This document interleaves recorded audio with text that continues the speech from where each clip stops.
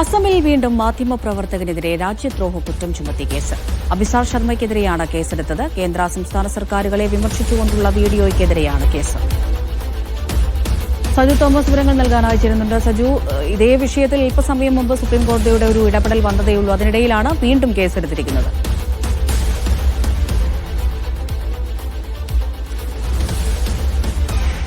അവിടെ തീർച്ചയായിട്ടും അസം പോലീസ് രാജ്യദ്രോഹ കുറ്റം ചുമത്തി മാധ്യമ പ്രവർത്തകർക്കെതിരെയും മനുഷ്യാവകാശ പ്രവർത്തകർക്കെതിരെയും നടത്തിവരുന്ന ഇത്തരത്തിലുള്ള കേസുകളുടെ ഒരു തനി ആവർത്തനമാണ് വീണ്ടും ഇപ്പോൾ പുറത്തു വന്നിരിക്കുന്നത്. ഇന്നലെയാണ് ഈ അബിസാർ ശർമ്മ എന്ന ഒരു സ്വതന്ത്ര മാധ്യമ പ്രവർത്തകനെതിരെ കേസ് രജിസ്റ്റർ ചെയ്തിരിക്കുന്നത്. അദ്ദേഹം ഇപ്പോൾ സാമൂഹ്യ മാധ്യമത്തിലൂടെ അതിനൊരു പ്രതികരണം നടത്തിയിട്ടുണ്ട്.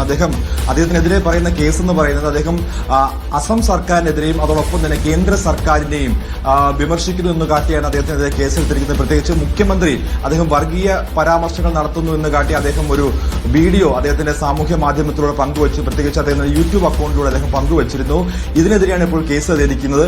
23-കാരനായ അലോക് ബറുവ എന്ന് പറയുന്ന ഒരു പ്രദേശവാസിയാണ് ഈ കേസ് നൽകിയിരിക്കുന്നത്. ഈ കേസിന്റെ അടിസ്ഥാനത്തിലാണ് ഇപ്പോൾ ഭാരതീയ ന്യായ സംഹിതയിലെ വിവിധ വകുപ്പുകൾ, പ്രത്യേകിച്ച് ഭാരതീയ ന്യായ സംഹിതയിലെ 152, 196, 197 പ്രധാനപ്പെട്ട വകുപ്പുകളാണ് രാജ്യദ്രോഹ കുറ്റം ചുമത്തുന്ന വകുപ്പുകളാണ്. ഈ വകുപ്പുകൾ ചേർത്താണ് ഇപ്പോൾ കേസ് രജിസ്റ്റർ ചെയ്തിരിക്കുന്നത്. അദ്ദേഹം ഇപ്പോൾ ഒരു വീഡിയോ ഏകദേശം 1 മണിക്കൂർ മുമ്പ് ഒരു വീഡിയോയും ഇതുമായി ബന്ധപ്പെട്ട് അദ്ദേഹം പങ്കുവച്ചിട്ടുണ്ട് യൂട്യൂബിലൂടെ. അതായത് തനിക്ക് എന്തിന്റെ പേരിലാണ് ഈ കേസ് രജിസ്റ്റർ ചെയ്തത്, പ്രത്യേകിച്ച് സംസ്ഥാന സർക്കാരിന്റെയും കേന്ദ്ര സർക്കാരിന്റെയും ജനവിരുദ്ധ നയങ്ങൾക്കെതിരെയും അദ്ദേഹം പ്രതികരിച്ചു. പ്രത്യേകിച്ച് കഴിഞ്ഞ ദിവസമാണ് ഈ അദാനിയുടെ ഒരു വസ്തുമായി ബന്ധപ്പെട്ട് അല്ലെങ്കിൽ അദാനി ഒരു കൽക്കരി ഖനി സ്ഥാപിക്കുന്നതുമായൊക്കെ ബന്ധപ്പെട്ട് വലിയ വിമർശനം അസം കോടതിയിൽ വന്നത്, ഗുവാഹത്തി കോടതിയിൽ വന്നത്. ഇതുമായി ബന്ധപ്പെട്ട് അദ്ദേഹം ഒരു വീഡിയോ ചെയ്തിരുന്നു. ആ വീഡിയോയ്ക്ക് എതിരെ സാമൂഹ്യ മാധ്യമങ്ങളുടെ ബിജെപിയുടെ പ്രവർത്തകരും അല്ലെങ്കിൽ ബിജെപിയുടെ സൈബർ അറ്റാക്ക് മുമ്പുള്ള വലിയ പ്രതിരോധം തീർത്തിരുന്നു. അതിന് തൊട്ടു പിന്നാലെയാണ് ഈ കേസ് വന്നിരിക്കുന്നത്. അതായത്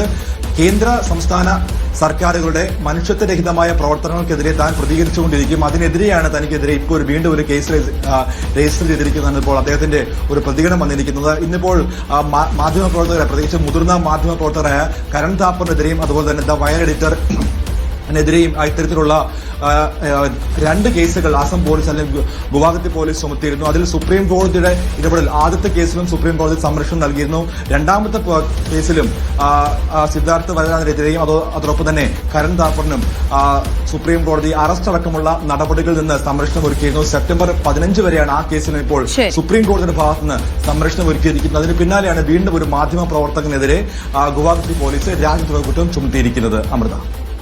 സജു തോമസ് ആണ് വിവരങ്ങൾ നൽകിയത്.